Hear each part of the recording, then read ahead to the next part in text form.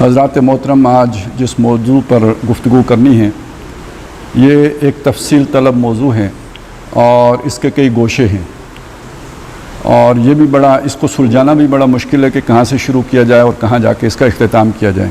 کئی سوالات ہیں اس کے بارے میں ذہنوں میں، اور بہت سی غلط فہمیاں اور کئی مغالطے بھی ہیں، اور چونکہ اب موقع بنا تو میں نے ہی درخواست کی عبدالقیوم بھائی سے کہ پھر ہم اسے ذرا تفصیل سے کر لیتے ہیں، بجائے اس کے کہ کسی ایک نشست میں ختم کرنے کی کوشش میں مزید کوئی ابہام چھوڑ دیں۔ لیکن اصل موضوع سے پہلے یہ چیز میں آپ کے سامنے رکھنا چاہتا ہوں کہ اس موضوع کی ضرورت کیوں پیش آتی ہے، اس کی اہمیت کیا ہے اور اس کی حکمت کیا ہے۔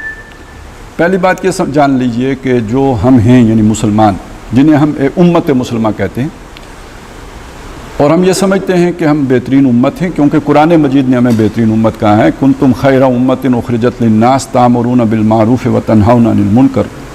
تو اب سوچنے کی بات یہ ہے کہ ہم اس طرح بہترین ہیں جیسے برہمن اپنے آپ کو بہترین سمجھتا ہے۔ پہلے سوچ لیجئے اس چیز کو، بہت ٹھنڈے طریقے سے سوچ لیجئے، آپ کا دل گواہی دے گا کہ نہیں، ایسی بات تو نہیں ہو سکتی۔ پھر اللہ نے ہمیں بہترین بنا دیا تو باقیوں کو کمتر کیوں رکھا؟ تو یہ اس وجہ سے نہیں ہے کہ ہم کوئی اسپیشل اللہ نے ہمیں پیدا کیا، بلکہ ہمیں ایک اسپیشل ڈیوٹی تفویض کی ہے جس کی وجہ سے ہمیں اللہ نے خیر امت قرار دیا ہے۔ اور وہ جو اسپیشل ڈیوٹی ہے وہ کیا ہے؟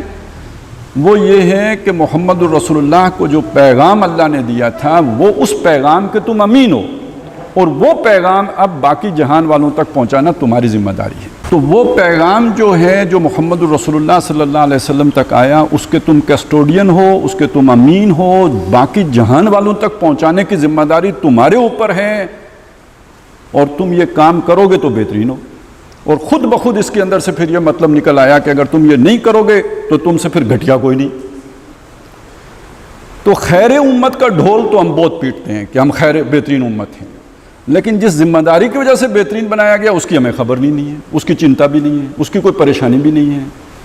تو اس پہلی بات تو یہ سمجھ لیں کہ ہماری حیثیت کیا ہے۔ ہماری حیثیت یہ ہے کہ جو کام پہلے نبی کیا کرتے تھے، ختم نبوت کے بعد اللہ نے اس پیغام کو محفوظ کر کے جو تا صبح قیامت تک کے لیے ہے، اب اس پیغام کا کسٹوڈین ہمیں بنایا ہے، اور یہ ذمہ داری وہ ذمہ داری ہے کہ جس پہ نبیوں کی بھی چیخیں نکل جاتی تھی۔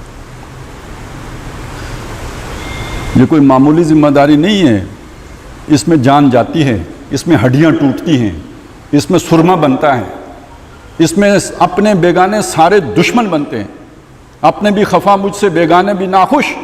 جب پہلی دفعہ حضور صلی اللہ علیہ وسلم کے پاس پیغام آیا تھا، اور ورقہ ابن نوفل کے پاس جب لے کے گئی تھی حضرت خدیجہ رضی اللہ تعالیٰ عنہ، تو اس وقت انہوں نے کہہ دیا تھا حضرت ورقہ نے کہ کاش کہ میں اس وقت تک زندہ رہوں کہ جب تمہاری قوم تمہیں یہاں سے نکال دے گی اور میں اس وقت تمہاری مدد کروں۔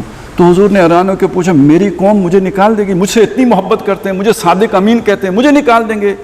فرمایا ہاں، یہ پیغام جس کے پاس بھی آیا ہے اس کی قوم اس کی دشمن بن گئی۔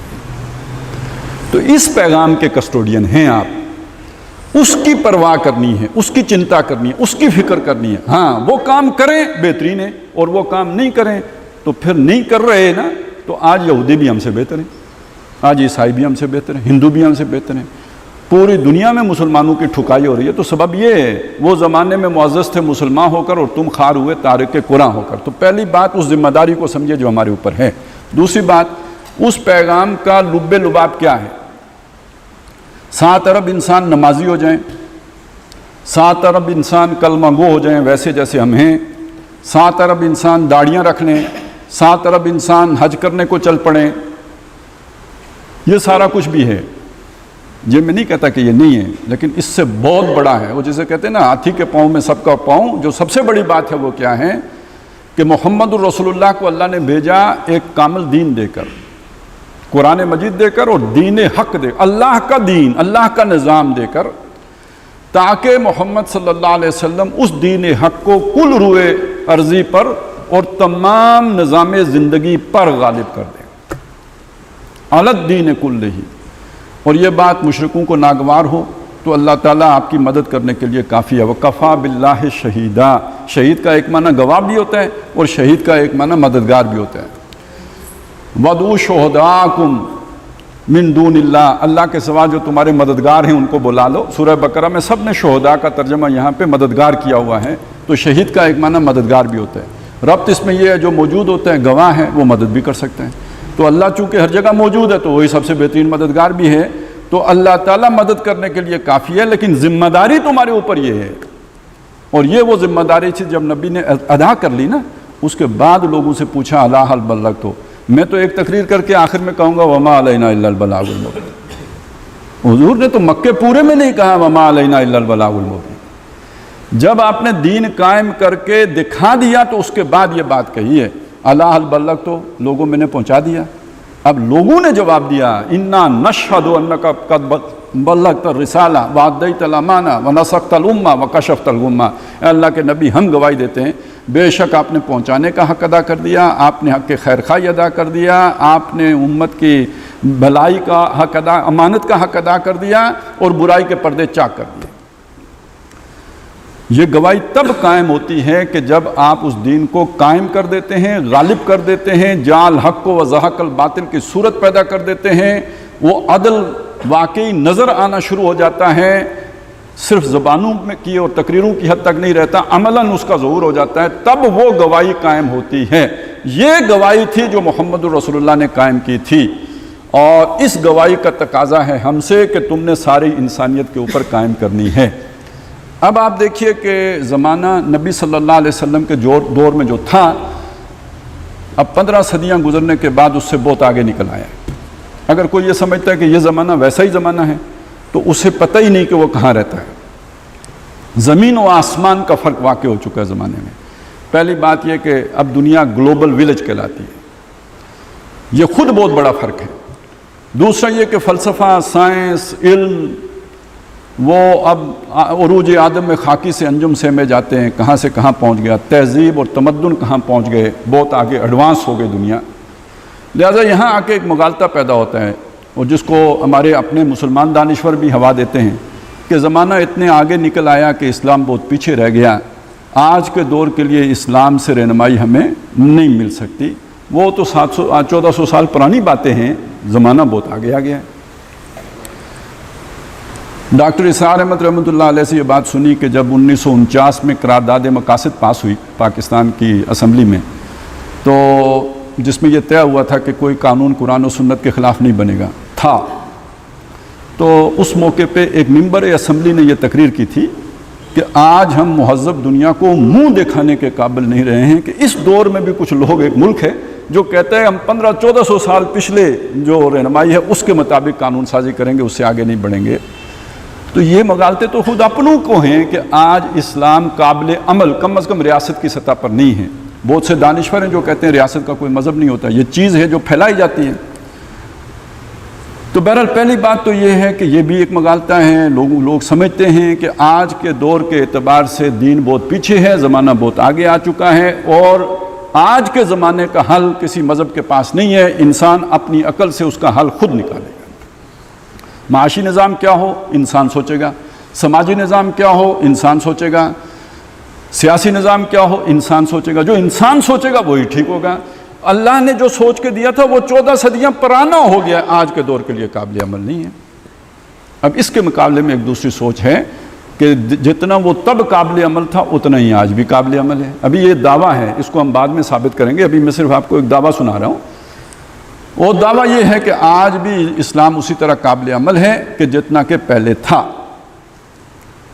اور جو جن مسائل سے دنیا دوچار ہے اور جن مسئلوں میں دنیا نقصان اٹھاتی ہے، ٹھوکریں کھاتی ہے، ماریں کھاتی ہے، ان مسئلوں کا حل اصل میں ہمارے پاس ہے۔ مثلا دنیا ڈارک ایج میں تھی، جیسے کہتے ہیں ویسٹ، خاص طور پہ یورپ کے بارے میں کہتے ہیں ڈارک ایج میں تھا۔ وہ انلائٹنمنٹ تحریک کے نتیجے میں، رینائنسنس مومنٹ کے نتیجے میں وہ ڈارک ایج سے نکل کے روشن دور میں آئے۔ اب جب وہ روشن دور میں آئے تو جو انقلاب آیا اس میں 1.5 کروڑ سے زیادہ لوگ مرے، 1.5 کروڑ سے زیادہ لوگ مرے، اور اب تقریباً سمجھے 200 سال کے لگ بھگ ہونے کو آ گئے ہیں، یا چلیں 250 سال تو ہو ہی گئے ہیں، لیکن ابھی بھی اگر آپ کسی بڑے سے بڑے ڈیموکریٹ سے پوچھیں گے نا تو کہیں گا والٹیر اور روسو والی جمہوریت تو ابھی نہیں آئی ہے۔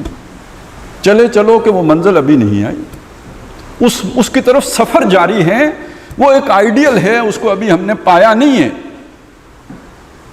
بھائی کروڑوں لوگ مر گئے تو آپ نے تو ابھی نہیں پایا ہے نا، مسئلہ ہے۔ اچھا جو جانتے ہیں ذرا گہرائی میں جانتے ہیں، جن پہ اب پھپتی چست کی جاتی ہے کہ یہ کانسپریسیز لے کے آ جاتے ہیں، وہ یہ کہتے ہیں یار کون سی جمہوریت ہے، یہ تو در حقیقت سرمایہ داروں کی آمریت ہے، جمہوریت کہاں ہے؟ یہ تو ایک فریب ہے جو دیا گیا ہے کہ تمہاری حکومت تمہارے ذریعے سے، یہ تو ایک گپ ہے جو چھوڑی گئی ہے، تمہیں بیوقوف بنایا گیا ہے۔ اصل میں تو تمہارے کانوں میں وہی خبر ڈالی جاتی ہے جو سرمایہ دار چاہتا ہے، تمہاری آنکھوں کو وہی دکھایا جاتا ہے جو سرمایہ دار چاہتے ہیں، اس سے زیادہ تو تمہارے تک انفارمیشن ہی نہیں پہنچتی، معلومات ہی نہیں ہوتی کون سی آزاد رائے، تمہیں تو ایک خاص رائے تک پہنچایا جاتا ہے۔ اور خاص طور پہ ہمارے دور میں آ کے یہ بات بہت کھل گئی ہے، یہ ہمارا یعنی پچھلی جو صدی تھی 20ویں صدی، اسے کہا جاتا ہے کہ نظریات کی صدی تھی، مطلب یہ جمہوریت ایک نظریہ ہے، اسی طرح جو کمیونزم ایک نظریہ تھا، اسلام ایک نظریہ ہے، وہ نظریات کی صدی تھی۔ یہ جو ہماری اب جو صدی ہے 21ویں صدی، اسے کہا جاتا ہے یہ نیریٹیوز کی صدی ہے۔ نیریٹیو کا کیا مطلب ہوتا ہے؟ یعنی آپ نے ایک بیانیہ بنانا ہے، ماس میڈیا کے ذریعے سے بنانا ہے، وہ سچا جھوٹا اس سے کوئی غرض نہیں ہے، آپ نے بمبارمنٹ کرنی ہے اپنے بیانیے کے مطابق معلومات کی، لوگ وہی سوچ وہی بولنا شروع ہو جائیں گے جو آپ نے ان کے ذہنوں میں ڈال دیا ہے۔ یہ پچھلی صدی میں بھی تھا لیکن ٹواں تھا، اس صدی میں تو بس ایک ہی کام، نظریے گئے باڑ میں اور سارا یہ بیانیوں کا دور آ گیا، میرا بیانیہ تیرا بیانیہ، یہاں تک کہ ایک صاحب نے کاؤنٹر نیریٹو بیان کیا تو ہم نے اسلام کو بھی بیانیہ ہی سمجھ لیا، سمجھ گئے نا؟ اسلام بیانیہ نہیں ہے، یہ تو نظریہ توحید سے کشید کیا ہوا ایک پورا نظام حیات ہے، یہ بیانیہ نہیں ہے۔ بیانیہ تو وہ شے ہے جس کی کوئی بنیاد ہی نہیں ہوتی، آپ نے بیان کر کے اسے ثابت کرنا ہوتا ہے۔ خیر، تو اس صدی میں آ کے تو یہ بات تو اور بھی کھل گئی ہے کہ چہرہ روشن اندرون چنگیز سے تاریخ تر، تو سمجھتا ہے یہ آزادی کی ہے نیلم پری، اور یہ کہ دیو استبداد جمہوری قبا میں ہے پائے کو، تو سمجھتا ہے کہ یہ آزادی کی ہے نیلم پری، اور کیا تو نے دیکھا نہیں مغرب کا جمہوری نظام چہرہ روشن اندرون چنگیز سے تاریخ تر؟ اوکے، 2 کروڑ لوگ مر گئے، نتیجہ یہ نکلا۔ سوال یہ ہے کہ جو انسانوں کے اندر خواہش تھی کہ بھئی ہماری حکومت قائم ہو جائے، یہ مسئلہ ہے، اس مسئلے کا حل کیسے کریں گے؟ والٹر اور روسو نے ایک حل دیا، لوگ اس کی طرف لپکے، لیکن اصل حل جن کے پاس تھا وہ سوئے ہوئے۔ دعویٰ تو یہ ہے دنیا کے مسائل کا حل ہمارے پاس ہے، ہمیں اللہ نے دیا ہوا ہے، اور ہم لے کے صندوق میں رکھ کے آرام سے جو ہے سورہ یاسین پڑھ کے مردے پار کیے جا رہے ہیں، اس سے ہم جو ہے اپنا سبق ہی حاصل نہیں کر رہے۔ تو اس کا مطلب یہ ہے کہ دنیا کی حجت ہمارے اوپر قائم ہو رہی ہے، وہ یہ کروڑوں انسان جو مر رہے ہیں ان کے ذمہ دار ہم ہیں۔ اگر اس مسئلے کا صحیح حل ہم نے پیش کیا ہوتا، جیسے کہ اپنے زمانے میں محمد رسول اللہ صلی اللہ علیہ وسلم نے پیش کیا، پھر کروڑوں مرے، اس کا ایک جو ہے وہ، اب یہ دیکھیے اب آتا ہے کاؤنٹر نیریٹو۔ تب پہلے کیا آتا تھا؟ ایک دعویٰ ہے، ایک نظریے کی بنیاد پر ایک دعویٰ ہے، وہ تھیسس ہے، اس تھیسس کا اینٹی تھیسس آتا تھا، یعنی تاریخ میں یہ ہوتا آیا ہے، ایک تھیسس ہوتا تھا، تھیسس کا اینٹی تھیسس ہوتا تھا، یہی اصل میں وہ ڈائلیکٹیکل میٹیریلزم تو یہی ہے نا، کہ ایک تھیسس آئے گا، اس کا اینٹی تھیسس آئے گا، پھر ان میں سنتھیسس ہوگا۔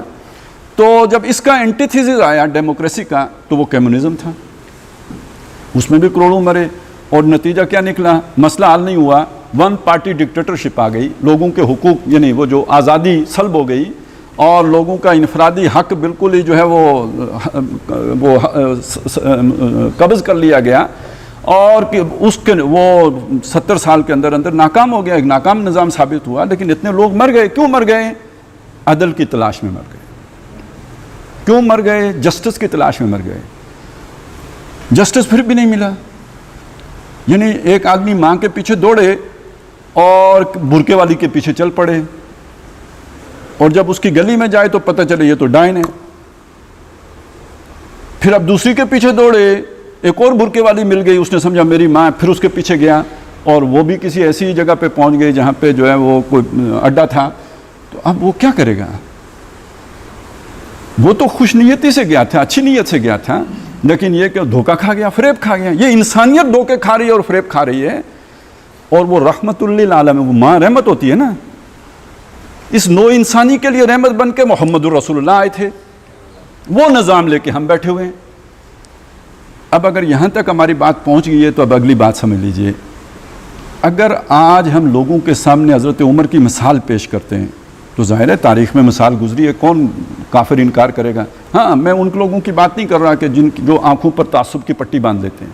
کوئی معقول آدمی حضرت عمر رضی اللہ تعالیٰ عنہ کے نظام عدل کا انکار کر ہی نہیں سکتا. وہ ہندو ہو, وہ عیسائی ہو, وہ یہودی ہو, وہ مانے گا کہ تاریخ انسانی میں کامل عادلانہ نظام انہوں نے قائم کر کے دکھایا تھا.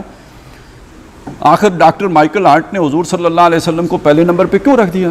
اسی نے بھی شاید 49واں نمبر حضرت تمام تر تعصب کے باوجود 100 دنیا کے ٹاپ انفلوئنشل لوگوں میں 49واں نمبر اس نے حضرت عمر رضی اللہ تعالیٰ عنہ کو دے دیا.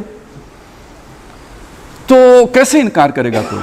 ابو بکر کا کوئی کیسے انکار کرے گا؟ بلکہ یہ کہ یہ ہماری ہندوستان کی تاریخ کی مثال ہے کہ 1935 میں جب کانگریس کی حکومتیں قائم ہوئی تو پہلی دفعہ جو ہے کانگریس کو حکومت ملی انگریز کے دور میں, تو گاندھی نے ان سے یہ کہ میں کوئی ہندوؤں کی تو کوئی مثال تمہارے سامنے پیش ہی نہیں کر سکتا, تو میں تمہارے سامنے ابو بکر اور عمر کی مثال پیش کرتا ہوں, ان کو سامنے رکھ کر حکومت کرنی ہے. تو یعنی اندھا آدمی ہوگا جو عمر کی بات نہ کرے, اندھا آدمی ہوگا جو ابو بکر کی بات نہ کرے, لیکن وہی معقول آدمی جو ان کو قبول کرے گا, اس سے جب آپ کہیں کہ ویسا ہی کاپی کر کے نظام ہم آج لا سکتے ہیں تو انکار کر دیا نہیں ہو سکتا, وہ مانے گا نہیں ہو سکتا, وہ کہے گا یہ ممکن نہیں ہے. وہ اس دور میں تو ہو سکتا تھا, قبائلی دور تھا, اب زمانہ ترقی کر کے نیشن سٹیٹ کے دور میں آج تو یہ کام ہو ہی نہیں سکتا, گلوبل ویلیج میں تو یہ کام نہیں ہو سکتا. وہ اس دور کے لیے تو بہترین نظام تھا, آج ہمیں کچھ سوچنا پڑے گا. وہی آدمی جو حضرت عمر کو مان رہا ہے وہ اس بات کو ماننے کے لیے تیار نہیں ہوگا کہ ان کے نظام کی آج کاپی کی جا سکتی ہے. اس مسئلے کو سمجھ لیجئے. اسی طرح یہ بات بھی سامنے رکھیں کہ یہ میں نے اتنی تفصیل آپ کے سامنے کیوں رکھی. آج جب ہم کہتے ہیں کہ ہمیں کچھ اس میں تغیر و تبدل کر کے زمانے کے مطابق ڈھالنا پڑے گا تو اس پہ پھر اعتراضات ہیں. مخالفین کے اعتراض کو چھوڑ دیجئے, میرے پیش نظر اس وقت اپنوں کا اعتراض ہے. اپنوں سے مراد یہ ہے کہ جو دین سے محبت کر رکھتے ہیں, جو دل و جان سے کہتے ہیں کہ اسلام غالب ہو جائے, لیکن وہ بھی اس پہ اعتراض کرتے ہیں. ایک اعتراض یہ ہے کہ دیکھیں یہ دین تو کامل ہو گیا تھا نا حضور کے دور میں, الیوم اکملت لکم دینکم واتممت علیکم نعمتی ورضیت لکم الاسلام دینا. جب وہ کامل ہو گیا تھا تو اب اس میں تبدیلی کون کر سکتا ہے؟ دین میں تو تبدیلی نہیں ہو سکتی, اور واقعی بات سچی ہے, دین میں تو تبدیلی نہیں ہو سکتی. کسی کے پاس یہ حق نہیں ہے کہ وہ دین کو تبدیل کر دے. اب اس کا کیا کریں گے؟ ادھر ضرورت ہے کہ آپ اس میں کوئی تغیر و تبدل کریں, یعنی اس ماڈل میں جو حضرت عمر رضی اللہ تعالیٰ عنہ کے دور کا تھا, اور دوسری طرف دین میں تبدیلی ہو نہیں سکتی. تو یہ جب اعتراض آتا ہے تو اپنی جگہ پہ یہ اعتراض ایک طاقت رکھتا ہے. ایسا نہیں ہے کہ اس کے اندر کوئی مطلب دلیل کی طاقت نہیں ہے, کیونکہ اس چیز کے ساتھ جڑ کے الیوم اکملت لکم دینکم واتممت علیکم نعمتی ورضیت لکم الاسلام دینا, اس کے ساتھ جڑ کے وہ بات بظاہر بہت مضبوط ہو جاتی ہے. لہٰذا اچھے بھلے مخلص لوگ پھر اس میں کہنا چاہیے کہ کنفیوژن کا شکار ہو جاتے ہیں, ابہام کا شکار ہو جاتے ہیں. دوسری بات یہ آتی ہے کہ چلیں میں پہلے اس کو لے لیتا ہوں پھر دوسری کی طرف آتے ہیں. اب دیکھیے اس چیز کو سامنے رکھیں, اگر اس کا مطلب دین کے مکمل ہونے کا مطلب وہی لیں کہ جو ابھی ہم نے لیا, تو پھر ایک سوال پیدا ہوتا ہے کہ دین میں پھر اجتہاد کا دروازہ کھلا کیوں رکھا گیا؟ دین اگر کامل ہو گیا تھا تو اجتہاد کا دروازہ تو کھلا رکھا گیا نا. نبی صلی اللہ علیہ وسلم کے اپنے دور کا معاملہ موجود ہے کہ آپ نے ایک صاحب کو گورنر بنا کے بھیجا, انہیں بتایا فیصلے کیسے کرو گے, انہوں نے کہا اللہ کے حکم کے مطابق. اس سے نہ ملا وہاں تو رسول کی سنت کے مطابق, دونوں میں نہ ملا تو میں اجتہاد کروں گا. تو فرمایا کہ میں اللہ کا شکر ادا کرتا ہوں کہ اس نے اپنے بندے کو یہ ہدایت دی ہے کہ بھائی میں نے کام کیسے کرنا ہے, فیصلے کیسے کرنے ہیں. تو میں صرف یہ سمجھانا چاہ رہا ہوں کہ وہ جو ہمارے ذہنوں میں دین کے کامل ہونے کا مطلب ہے, یہ چیز تو پھر اس کی گنجائش خود اس دور میں نکال کے نبی صلی اللہ علیہ وسلم نے پیش کر دی تھی کہ کوئی چیزیں ایسی ہو سکتی ہیں کہ جن کے بارے میں نہ رہنمائی اللہ کی کتاب میں تمہیں ملے, نہ رہنمائی تمہیں سنت سے ملے, تمہیں پھر اپنی فہم کو اپنی بصیرت کو وہ فہم، وہ بصیرت جو قرآن و سنت کے تابع بنا ہو۔ تم نے اجتہاد کرنا ہوگا، اور اجتہاد کا ایک اصول سمجھ لیجئے، اجتہاد کا اصول یہ ہے کہ جو بھی آپ نے اجتہاد کیا ہے وہ قرآن یا سنت کے کسی نص کے خلاف نہ ہو۔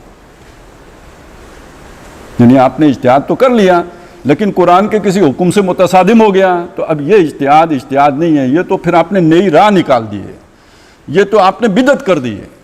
یہ قرآن و سنت کے تابع ہونے کا مطلب یہ ہے، یہ نہیں کہ وہ اسے ثابت کریں قرآن و سنت سے، مطلب اس کا یہ ہے کہ وہ قرآن و سنت کے کسی صریح حکم کے خلاف نہ ہو۔ اگر ثابت اس سے کرنا پڑ جائے تو پھر تو بہت مشکل، پھر آپ ٹریفک قوانین کو کیسے ثابت کریں گے؟ اگر ثابت اس سے کرنا پڑ جائے تو پھر یہ آپ لاؤڈ سپیکر اور مائک کو کیسے ثابت کریں گے؟ تو یہ ذہن میں رکھیں، ثابت کرنے یہ نہیں کہ آپ جو کام کر رہے ہیں اس کو ثابت کریں، مطلب یہ ہے کہ اس کام کا خلاف سنت ہونا یا خلاف قرآن ہونا اگر ثابت ہو جائے تو پھر آپ ترک کرنا لازم ہو جائے گا اس پر۔ اور دوسری بات اس ضمن میں یہ ذہن میں رکھیں، یعنی اجتہاد والی بات میں نے آپ کے سامنے رکھ دی، بلکہ اس سے آگے چلیں۔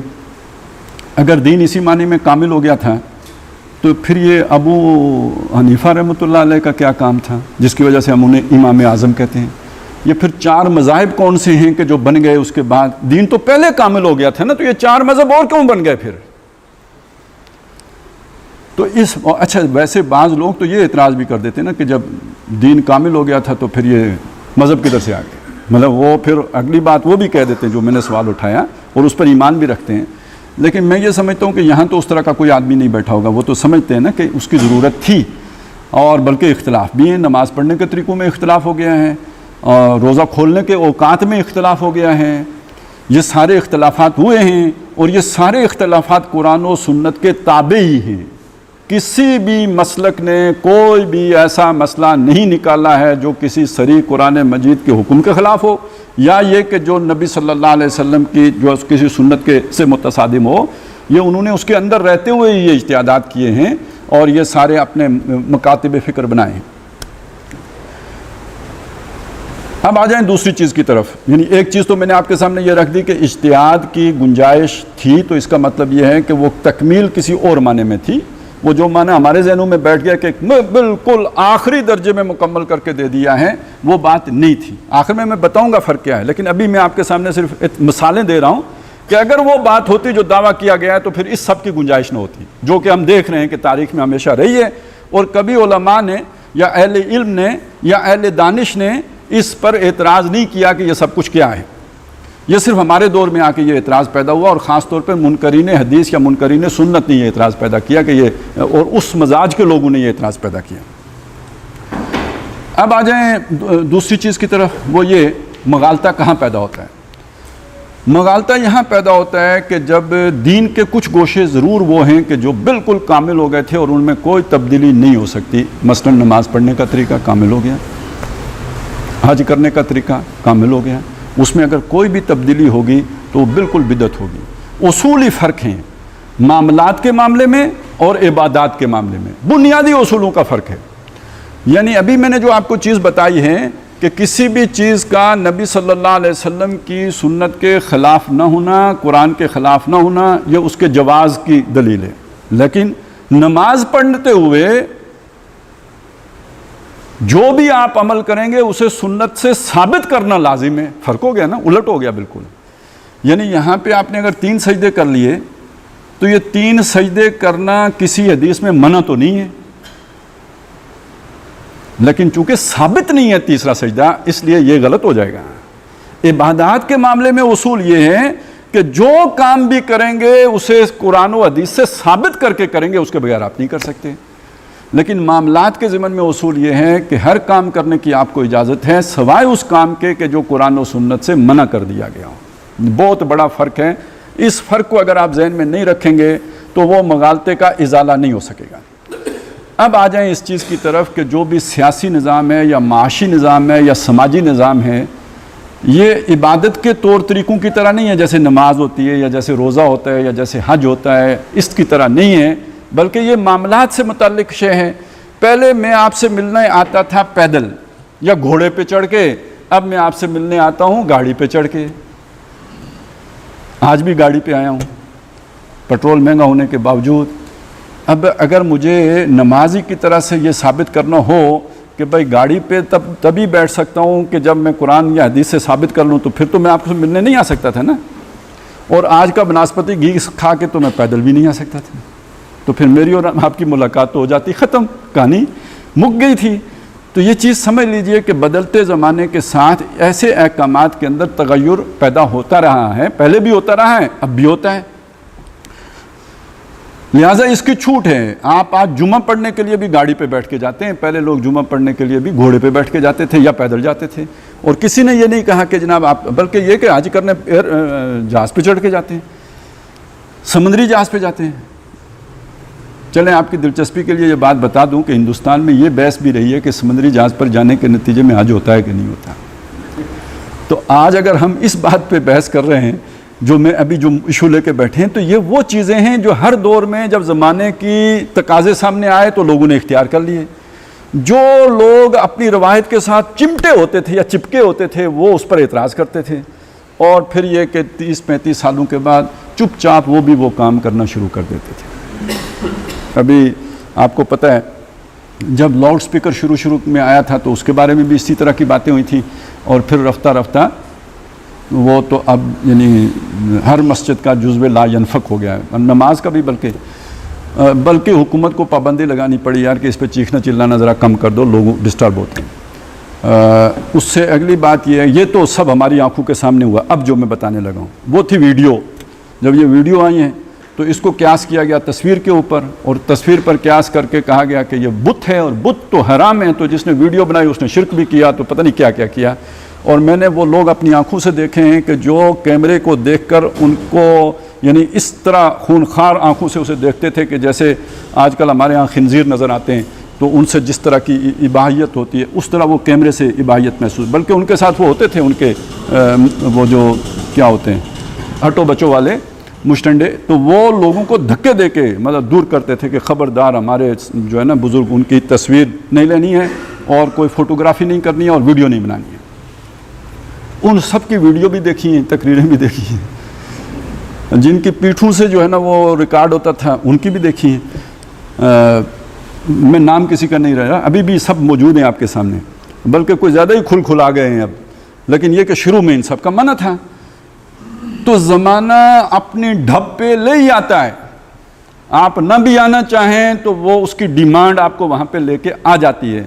افسوس اس بات کا ہوتا ہے کہ جب معاملہ آپ کی ذات کا ہو تو اس میں تو آپ آہستہ آہستہ آہستہ اس بات پر آ جاتے ہیں جو وقت کی ضرورت ہوتی ہے. وہی معاملہ جب دین کا ہو تو آپ اڑیل بن کے تو کھڑے ہو جاتے ہیں, ماننے کے لیے تیار نہیں ہوتے. یہ ہے اصل مسئلہ.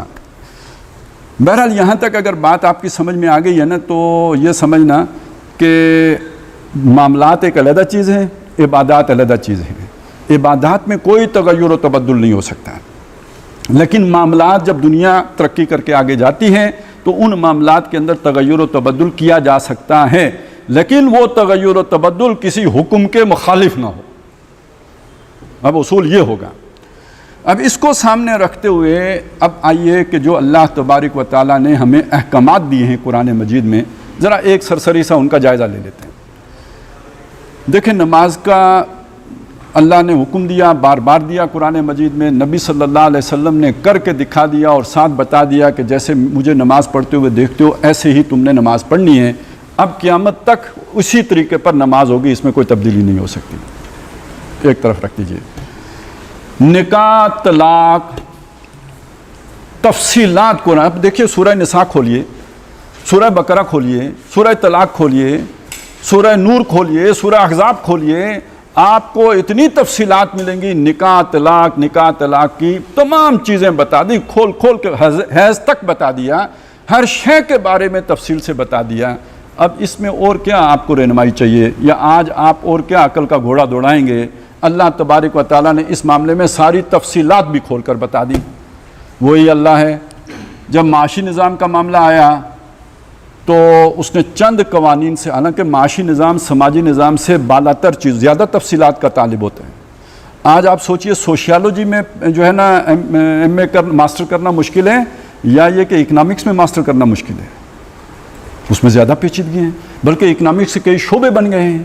تو اکنامکس ایک زیادہ پیچیدہ جو ہے وہ میدان ہے. اس کے بارے میں قرآن مجید نے اتنی رہنمائی نہیں دی جتنی کہ آئلی قوانین کے بارے میں دی ہے. اس کے بارے میں ایک تو یہ بتایا جی کیا چلیں زکوٰۃ دینی ہے 5%، اس کو اسی چلیں اگر آپ عبادت والے خانے میں نہیں بھی رکھتے، اصلاً تو یہ عبادت والے خانے میں آتا ہے، آپ معاشی نظام کے ساتھ ہی جوڑتے ہیں، جوڑ لیجئے. اچھا اموال فے اور جو آپ کے دوسرے مال ہیں ان کا ایک فرق بیان کر دیا، وہ سورہ حشر میں وہ قانون آ گیا. سود کی حرمت آ گئی. یہ آپ کو اسی طرح کچھ جو ہے نا وہ جائیداد کی تقسیم جو بھی وراثت ہے اس کی تقسیم کے قوانین آ گئے. یہ آپ کو 6-7 قوانین سے زیادہ نہیں ملیں گے. اس کے بعد موٹے 2 اصول دے دیے. ایک یہ کہ جو کچھ بھی اللہ کا ہے، للہ ما فی السماوات و ما فی الارض. ایک اصول دے دیا کہ لا یکون دولۃ بین الاغنیاء منکم، تمہاری دولت تمہارے غنیوں ہی کے درمیان گردش نہ کرتی رہے. ایک بات یہ بھی بتا دی کہ قانون تو اس پہ نہیں بنے گا لیکن اخلاقی رہنمائی دے دی. یسألونک ماذا ینفقون قل العفو، یہ آپ سے پوچھتے ہیں کتنا خرچ کریں، اپنا کھاؤ پیو جو بچ جائے سارا اللہ کو دے دو. یعنی آپ یہ دیکھیے کہ یہاں پہ کتنی لچک خود اللہ نے رکھی ہے کہ کتنا اللہ کی راہ میں خرچ کرنا ہے. آپ نے اپنے مال میں سے 2.5% اللہ کو دے دیا، اس کے بعد باقی سارا رکھ سکتے ہو، بینک میں رکھ لو، کوئی آپ سے نہیں لے سکتا، کوئی حکمران نہیں لے سکتا، وہ آپ کا مال ہے، آپ رکھو. دوسری طرف بتا دیا کہ دیکھیں ہے تو یہ سارا کچھ اللہ ہی کا، تمہارے پاس امانتاً ہے. للہ ما فی السماوات و ما فی الارض، للہ میراث السماوات و ما فی الارض وما لکم الا تنفقوا فی سبیل اللہ وللہ میراث السماوات والارض. یہ ساری بات بتا کے اب انتہا کیا بتائی، اپنی ضرورت پوری کرو اور اس سے زائد جتنا ہے اللہ کی راہ میں دے دو. اس کے لیے قانون نہیں بنے گا، قانون وہ 2.5% والا ہی بنے گا. یہ آپ کے لیے آپشن ہے اور آپ کے لیے ترغیب ہے، آپ کو شوق دلایا گیا ہے اتنا کر لو. یہ تو آلموسٹ کمیونزم ہی ہو گیا نا، اس فرق کے ساتھ کہ وہاں بالجبر تھا، یہاں آپ کے اختیار کے ساتھ ہے، لے کے وہیں جا رہا ہے اللہ. بس اتنا سارا فرق ہے. اسپیکٹرم کتنا بڑا ہو گیا آپ کے لیے قانون بنانے کا. آئلی قوانین میں تو آپ کے پاس کوئی اختیار ہی نہیں، اللہ نے کھول کے دے دیے سارے. یہاں اتنے بڑے جو ہے وہ مارجن رکھ لیا آپ کے لیے، یہاں سے لے کے یہاں تک آپ قانون سازی کر سکتے ہیں، یہاں سے لے کے یہاں تک جا سکتے ہیں. یہ اب سارا امرکم ہو گیا ہے.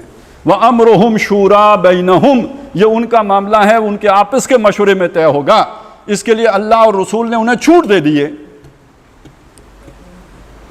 بس یہ کوئی ایسا نظام نہیں بنا سکتے کہ جس کے نتیجے میں دولت کا ارتکاز کسی ایک گروہ کی طرف ہونا شروع ہو جائے. اصل میں اس بنیاد پہ میں کہتا ہوں یہ جو اسلامی بینکاری ہے اس میں اور سرمایہ داری میں فرق کوئی نہیں ہے.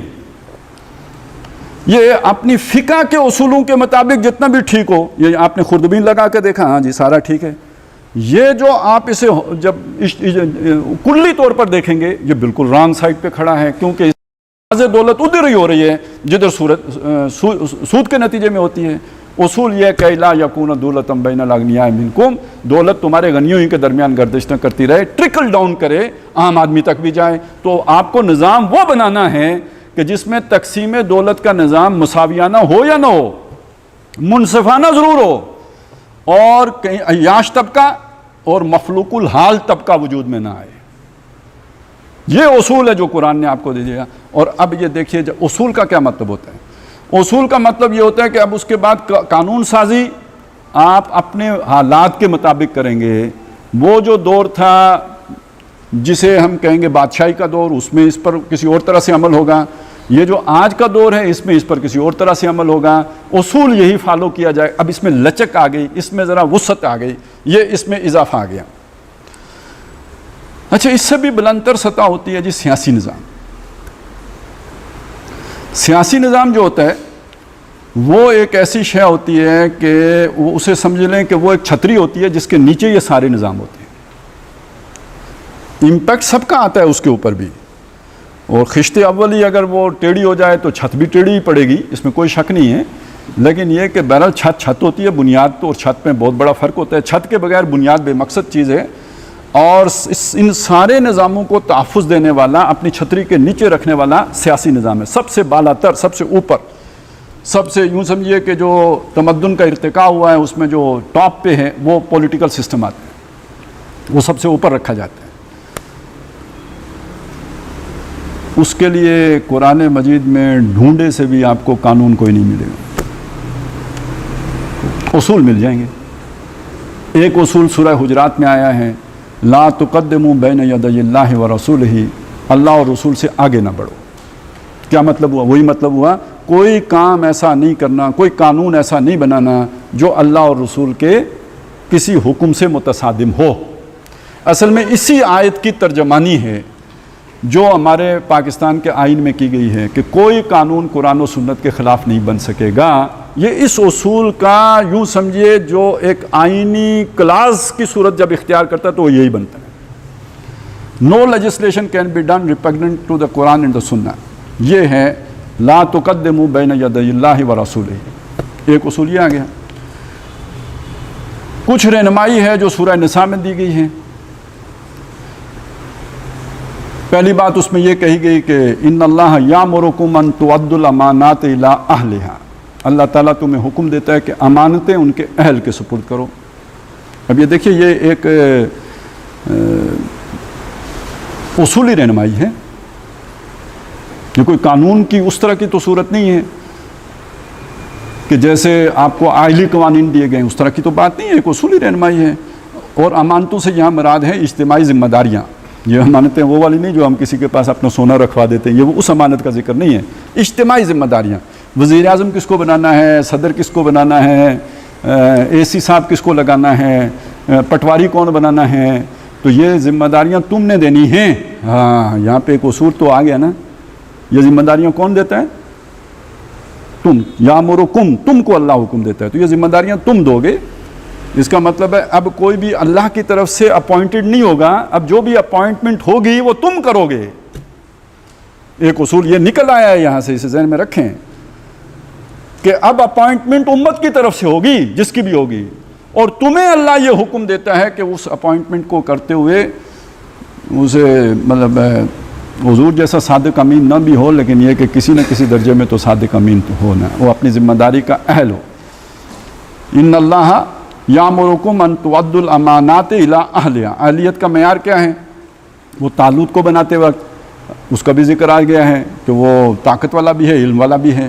حضرت یوسف علیہ السلام کو بادشاہی دیتے وقت اس کا بھی ذکر آ گیا ہے کہ وہ جو ہیں حضرت یوسف وہ امین بھی ہیں، یعنی اس امانت دار ہیں، ذمہ داری کو پورا ادا کرنے والے بھی ہیں، معتبر ہیں، اور حفیظ، اس کو سنبھالنے کا علم بھی رکھتے ہیں، اس کی حفاظت بھی کر سکتے ہیں. یہ ان کی ذمہ.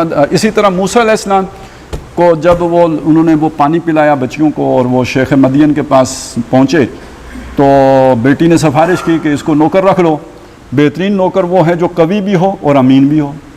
تو یہ چند 5-6 باتیں ہیں جو آئی ہیں قرآن مجید میں. تو یہ ہے وہ معیار کہ جو کسی کو کسی ذمہ داری پر فائز کرنے کے لیے ضروری ہے، اور یہ بدل جائے گا. اب آپ نے کسی کو جج لگانا ہے تو اس کا امین اور حفیظ ہونے کا مطلب کوئی اور ہوگا، اور آپ نے کسی کو کسی وہ آٹا پیسنے والی چکی کے اوپر اگر مامور کرنا ہے تو اس کے امین اور حفیظ ہونے کا مطلب اور ہوگا، اور علیم ہونے کا مطلب اور ہو جائے گا. تو جو جس ذمہ داری پر بیٹھا رہے ہو اس ذمہ داری کا اہل ہونا چاہیے، اس کی قابلیت بھی اس کے اندر ہونی چاہیے، اس کی اہلیت بھی ہونی چاہیے. پہلی بات تو یہ آ گئی. دوسری بات کیا آئی؟ وَإِذَا حَكَمْتُمْ بَيْنَ النَّاسِ فَحْكُمُوا بِالْعَدْلِ. جب تم لوگوں کے درمیان فیصلے کرنے لگو تو عدل کے ساتھ فیصلے کرو. اچھا، اس عدل کی پھر اور بھی تشریح آئی ہے کہ عدل کس درجے میں کرو. کسی کی محبت تمہیں عدل کے رستے سے نہ ہٹا دے، اور کسی کی نفرت تو بھی وہ بھی نہ ہٹا دے. یہ سورہ نساء، سورہ مائدہ دونوں میں یہ بات آئی ہے. کونوا قوامین بالقسط شہداء للہ. سورہ نساء میں اللہ کے لیے بن کے کھڑے ہو جاؤ، قوام بالقسط، انصاف کے قائم کرنے والے بن کے کھڑے ہو جاؤ، اور شہداء للہ، اللہ کے لیے گواہ ہوتے ہوئے. وَلَوْ عَلَىٰ أَنفُسِكُمْ، اپنے ہی خلاف فیصلہ کرنا پڑ جائے، یا اپنے والدین کے خلاف کرنا پڑ جائے، یا اقربین کے خلاف کرنا پڑ جائے. ان یکن غنیا او فقیرا، جس کے خلاف جا رہا ہے وہ غنی ہو. امیر سے بھی تو بندہ ذرا ڈر کے نہیں کرتا نا کہ بھئی تعلقات خراب ہو جائیں گے، کل بہت سارا کام وہ کر کے دیتا ہے، تو تو وہ سارے مطلب چرخہ لگ جائے گا، پھر اس کے بعد تو تعلق ہی ختم ہو جائے. تو اس سے بھی نہ پرواہ کرو اس کی. اور فقیر سے یہ خطرہ ہوتا ہے کہ یار یہ تو پہلے ہی مرا ہوا ہے، اوپر سے یہ فیصلہ بھی اس کے خلاف چلا گیا تو سوا ستیاناش ہو جائے گا اس کا. واللہ اولیہما، ان دونوں سے اللہ تمہارے زیادہ قریب ہے. تم نہ امیر کی فکر کرو نہ غریب کی فکر، اللہ کی فکر کرو. لہذا کسی کی محبت، کسی کی طرفداری تمہیں اس بات پر آمادہ نہ کر دے کہ تم قول حق نہ کہہ سکو. انصاف کا دامن چھوڑ بیٹھو، انصاف کے مطابق فیصلے کرو. اور سورہ مائدہ میں یہی بات کہہ کے اگلی بات کہی، وَلَا يَجْرِمَنَّكُمْ شَنَآنُ قَوْمٍ عَلَىٰ أَلَّا تَعْدِلُوا، کسی قوم کی دشمنی تمہیں اس بات پر آمادہ نہ کر دے کہ تم عدل کا کام کرنا چھوڑ دو، بلکہ یہ کہ اعدلوا هُوَ أَقْرَبُ لِلتَّقْوَىٰ، عدل سے کام لو، یہ تقویٰ کے زیادہ قریب ہے. خاص لینتھ کی داڑھی اور خاص وضاقتہ وہ تقویٰ کا ظاہر ہے. تقویٰ کی روح یہ ہے کہ تم عدل کو مضبوط پکڑ لو، یہ شان ہے. تو نہ کسی کی نفرت تمہیں عدل سے ہٹائے، نہ کسی کی محبت تمہیں عدل سے جو ہے وہ منعرف کرے. پوری ثابت قدمی سے عدل پر قائم رہو. حضور کو بھی یہی حکم ملا، وَأُمِرْتُ لِأَعْدِلَ بَيْنَكُمْ، یہی حکم امت کو بھی آ گیا کہ عدل کرنے والے بن جاؤ. اور یہ ہے کہ فَإِذَا حَكَمْتُمْ بَيْنَ النَّاسِ فَاحْكُمُوا بِالْعَدْلِ، جب لوگوں کے درمیان فیصلے کرو تو عدل کے ساتھ فیصلے کرو. یہ رہنمائی کس کے لیے ہے؟ مسلمانوں ہی کے لیے ہے نا، مسلمانوں کے لیے. تیسری رہنمائی یہ ہے وَإِذَا تَنَازَعْتُمْ فِي شَيْءٍ، جب تم کسی شے میں تنازع میں پڑ جاؤ. یہ نزع ہوتی ہے نا، جب کھینچ کے روح نکالتے ہیں، یہ نزع ہے. اور جب کھینچا تانی شروع ہو جائے، میں ادھر کھینچوں آپ ادھر کھینچیں، تو یہ تنازع ہے. تو جب کوئی تنازع کھڑا ہو جائے، یعنی اختلاف رائے ہو گیا، میرا موقف اور ہے، دوسرے کا موقف اور ہے، تو اب فَرُدُّوهُ إِلَى اللَّهِ وَرَسُولِهِ، تو اسے اللہ اور اس کے رسول کی طرف لوٹا دو. یعنی اب قرآن اور سنت کے کرائٹیریا پر پرکھ لو، جس کا موقف اس کے قریب تر ہو اس کی طرف وہ فیصلہ کر لو. اچھا، اب یہ دیکھیے کہ یہ تین جو باتیں آئی ہیں، میں نے کہا یہ سیاسی نظام سے متعلق رہنمائی ہے. تو کیسے رہنمائی ہے؟ پہلی بات تو میں نے واضح کر دی تھی کہ جو بھی ذمہ داریاں دی جائیں گی اس کا ایک کرائٹیریا ہے، اور وہ یہ ہے کہ وہ اہلیت معیار ہوگا، اقربا پروری نہیں ہوگی، یا یہ کہ وہ کنبہ پروری یا خاص خاندان، یہ نہیں ہوگا، بلکہ اہلیت کو معیار بنا کے ذمہ داریاں دی جائیں گی. یہ پہلی بات ہو گئی. اب دیکھیے پھر میرا دل یہ کرتا ہے کہ میں آپ کے سامنے یہ تقابل پیش کروں. چلیں ابھی انصاف کی بات کی ہے نا، عدل کی بات کرنی چاہیے. میں کہتا ہوں آپ اپنے دل پہ ہاتھ رکھ کے سوچئے، یہ جو قرآن مجید نے معیار پیش کیا ہے، اس پر آج ہم مسلمان پورے اترتے ہیں یا کافر زیادہ، جن کو ہم کافر کر رہے ہیں، وہ اس معیار پر زیادہ قریب ہیں؟ نہیں، میں نہیں پوچھ رہا، آپ اپنے دل میں سوچ لیجئے بس. ابراہیم علیہ السلام نے بھی بت توڑ کے لوگوں سے کہا تھا کہ یہ جو نہ اپنا فائدہ کر سکتے ہیں نہ نقصان کر سکتے ہیں، تو کیا تم ان سے اپنی حاجتیں پوری کرواتے ہو؟ تو وہ بھی انہوں نے یہ دل میں سوچا تھا کہ یار ہم ہی ظالم ہیں کہ کن چیزوں سے ہم نے امیدیں لگا کے رکھی ہوئی ہیں. تو میں نہیں چاہتا کہ میں آپ سے سوال کا جواب لوں. آپ اپنے دل میں مخلص ہو کے عدل کے ساتھ سوچئے کہ یہ والا وصف ان تؤدوا الامانات الی اہلھا، یہ آج مسلمان اس پر پورا اتر رہے ہیں، یا جن کو ہم کہہ رہے ہیں کہ گمراہ ہیں، ذلیل ہیں، بدکار ہیں، ٹھکرائے دوزخی ہیں، وہ اس پر پورا اتر رہے ہیں؟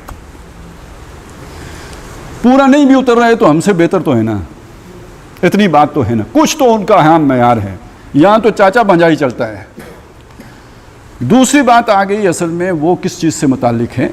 وہ اس چیز سے متعلق ہے کہ آپ کا نظام عدل، خاص طور پہ جوڈیشری، جو آپ اگر جدید ریاست کی بات کریں گے تو اس جدید ریاست کے اندر اب 3 ادارے آتے ہیں. میں نے ذرا سوچا اس لیے کہ لوگ اور بھی اداروں کو کہتے ہیں، نہیں اصل میں 3 ہی ہیں. ادارے 3 ہیں. ایک ہے مقننہ جس کو لیجسلیچر کہتے ہیں، ایک ہے عدلیہ جوڈیشری، اور تیسرا ہے جو آپ کا ادارہ وہ ہے قانون ساز، وہ تو مقننہ ہو، انتظامیہ جسے حکومت کہتے ہیں.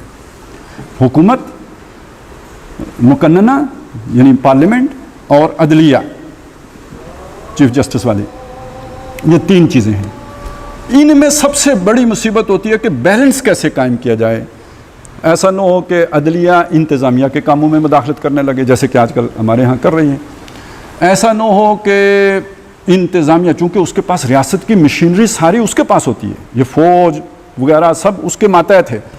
یعنی ایک آئیڈیل نظام کے اندر جو چیف آف آرمی اسٹاف ہوتا ہے یہ پرائم منسٹر سے شاید چوتھے نمبر پہ آتا ہے. پرائم منسٹر، اس کا وزیر، اس کے نیچے پھر جو سیکرٹری قانون، اور اس سیکرٹری قانون، سیکرٹری جو دفاع، اس سیکرٹری دفاع کے نیچے آئے گا چیف آف آرمی اسٹاف. یعنی یہ لائن آف مینجمنٹ بنتی ہے یا کمانڈ، چین آف کمانڈ یہ بنتی ہے. لیکن یہ کہ یہ تو آئیڈیل صورت ہے نا، ہمارے ملک کی تو مثال نہیں پیش کی جا سکتی اس معاملے میں. ہماری گنگا تو کسی اور ہی طرح سے بہتی ہے، اور یہاں تو معاملہ 100% وہ علامہ اقبال والا ہے کہ اس کھیل میں تعین مراتب ہے ضروری، اور شاطر کی عنایت سے تو فرضی میں پیادہ، بیچارہ پیادہ تو ہے ایک مورائے ناچیز، فرضی سے بھی ہے پوشیدہ شاطر کا ارادہ. پتہ آج بھی نہیں چل رہا کہ کیوں لائے گئے ہیں، اور ان کو بھی نہیں چل رہا کہ کیوں نکالے گئے ہیں. نہ آنے والوں کو پتہ ہے نہ جانے والوں کو پتہ ہے. اصل کھیل تو خیر وہ دسمبر تک کھلے گا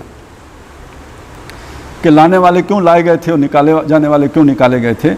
تو یعنی یہ یہاں تو اور ہی کھیل کھیلے جاتے ہیں. لیکن اگر آپ آئیڈیلسٹکلی دیکھیں تو حکومت کے پاس اتنے اختیار ہوتے ہیں. اب جہاں پہ لاٹھی ہوتی ہے وہاں جبر آ جاتا ہے، جہاں طاقت ہوتی ہے وہاں کرپشن آ جاتی ہے. یہ چیزیں آپس میں اسی طرح جڑی ہوئی ہیں جیسے آنکھیں ہوتی ہیں تو اب بندہ دیکھتا ہے، بند تو نہیں رکھتا آنکھیں.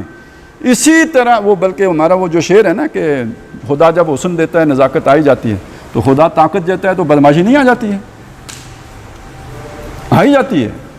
اب اس بدماشی کو بیلنس کرنے کے لیے کوئی ادارہ چاہیے کہ وہ کوئی حد سے نہ نکل جائے. اسی طرح سمجھ لیجئے کہ قانون سازی، اس قانون سازی ایک مادر پدر آزاد قانون سازی ہے، ایک اس قانون سازی کے اوپر بھی کوئی چیک ہونا چاہیے کہ وہ کہیں بنیادوں سے متصادم قانون سازی نہ ہو جائے. یہ سارا چیک اینڈ بیلنس ہی وہ عدل ہے کہ جس کا ذکر قرآن مجید کرتا ہے. اس چیک اینڈ بیلنس کے اندر ڈسٹربنس آ جائے تو ظلم شروع ہو جاتا ہے. اس کو بیلنس کرنے کا نام عدل ہے. اور آپ سمجھ سکتے ہیں پاکستان کی مثال کو سامنے رکھتے ہوئے کہ یہ کتنا مشکل کام ہے. قرآن مجید کی ان 3 آیات نے اصل میں اسی کو بیلنس کرنے کی بات کی ہے. نمبر 1 یہ کہ حکمرانی ان لوگوں کو دو جو اس کے اہل ہوں. اب میں یہاں پہ رک کے اگر آپ کے سامنے یہ بات رکھ دوں کہ آپ جو بھی بندہ امیدوار ہو کسی بھی سطح پر، وہ خواہ وہ یونین کونسل کی سطح پہ ہو، ایم پی اے کی سطح پہ ہو، ایم این اے کی سطح پہ ہو، جس سطح پہ بھی ہو، ایک ادارہ ایسا ہو جو اس کی جو اچھی طرح اسکروٹنی کرے، اسے اچھی طرح چھان پھٹک کرے. اس کے بعد اگر اس کے خلاف کوئی جھوٹی بات کہی جائے جلسے میں، جیسے جھوٹے الزام لگتے ہیں، تو پھر اسے پکڑ کے جو جھوٹے کی سزا ہوتی ہے وہ سزا دی جائے نا. پھر یہ جتنے الیکشن کے اندر خرافات ہیں، جو الزامات لگتے ہیں، اس کا سبب یہ ہے کہ آپ نے ہر ایک کو کھلی چھٹی دی ہوئی ہے.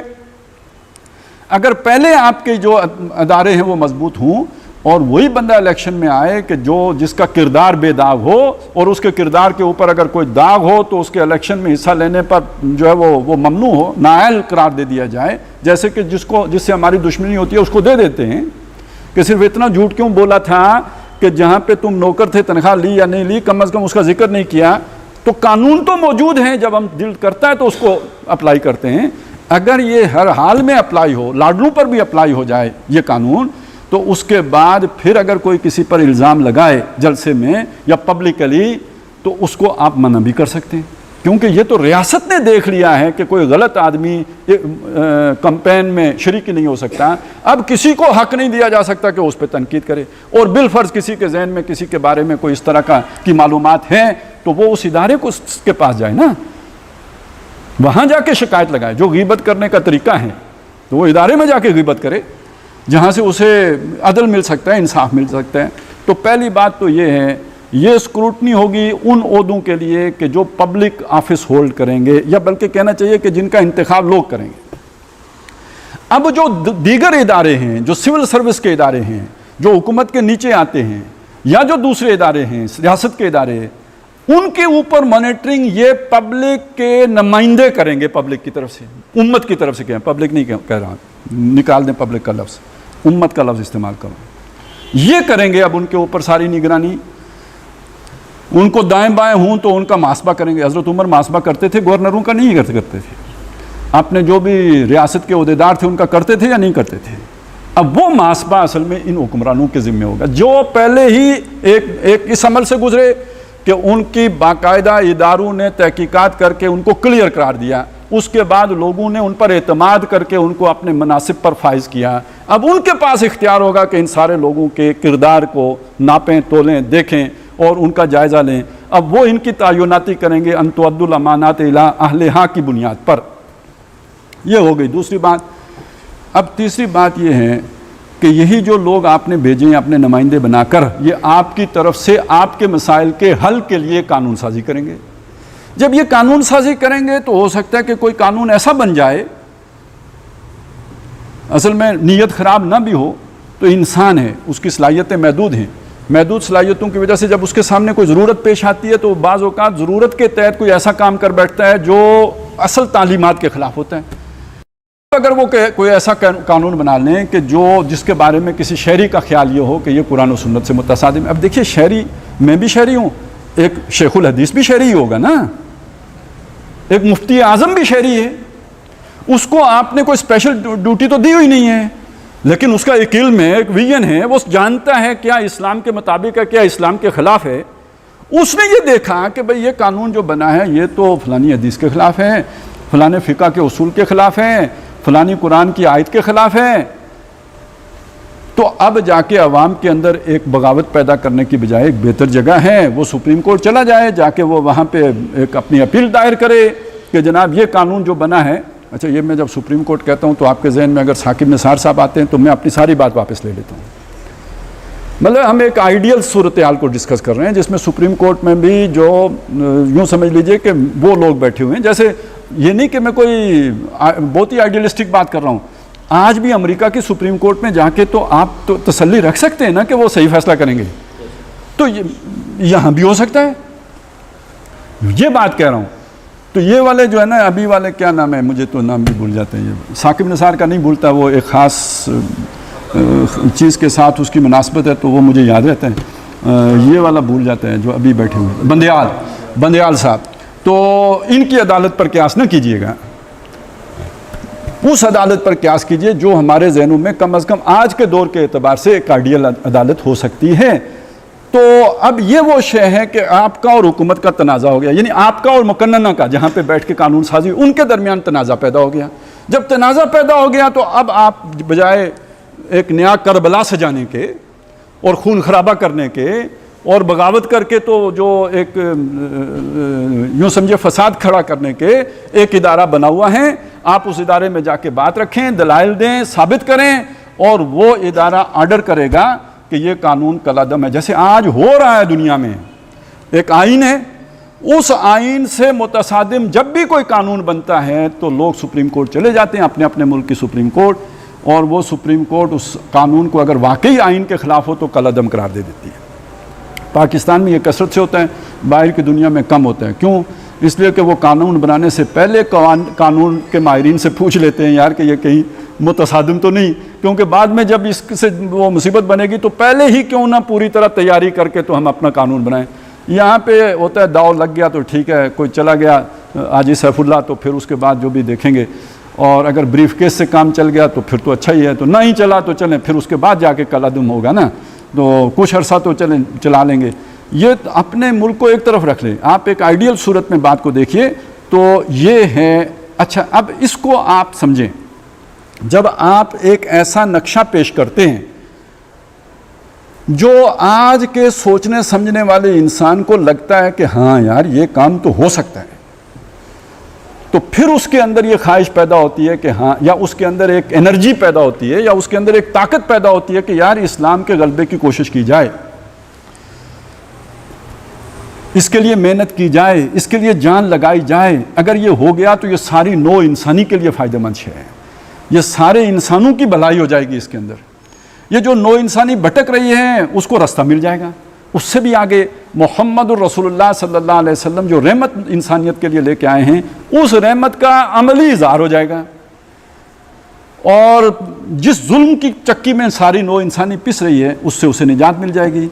یہ خود اپنے اندر اتنا بڑا جذبہ ہے کہ دیکھیے کمیونسٹ جو تھے انہیں کوئی اللہ پر تو ایمان نہیں تھا، وہ کوئی جنت کی حوروں کے لیے تو نہیں قربانیاں دے رہے تھے، کروڑوں مر گئے، فرانس میں کروڑوں لوگ مر گئے۔ یہ فلاح انسانیت، یہ عدل کا قیام، یہ خود اتنا بڑی موٹیویشن ہے کہ لوگ اس کے لیے جانیں دیتے ہیں، اس کے لیے محنتیں کرتے ہیں، اس کے لیے قربانیاں دیتے ہیں، غیر مسلموں نے اسی لیے دی ہیں۔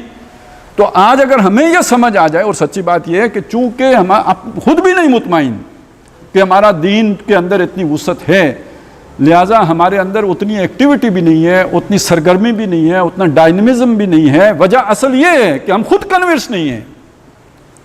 اگر ہمیں یقین ہو کہ ہمارا دین واقعتاً آج کے مسائل کا حل پیش کرتا ہے تو پھر ہمیں آگ لگی ہو، پھر ہماری دوڑ دھوپ جو ہے وہ مثالی ہو، دنیا اس کی مثالیں دے، جیسے کہ صحابہ کرام کی تھی، جیسے کہ انہوں نے تن من دھن لگایا۔ تو اس چیز کو اس لیے سمجھنا ضروری ہے۔ میں اب چونکہ اذانیں شروع ہو گئی ہیں، باقی کچھ چیزیں اگلی نشست کے لیے رکھ دیتا ہوں، لیکن میں آپ کے سامنے چند سوال بہرحال چھوڑ دیتا ہوں جو میں چاہتا ہوں کہ آپ کے سامنے رکھوں۔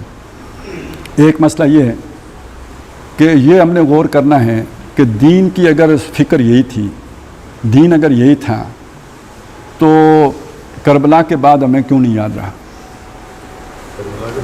کیوں نہیں یاد رہا؟ یہ پھر ہمیں مغرب سے کیوں ملا؟ آج مجھے مغرب کی مثال کیوں دینی پڑ رہی ہے؟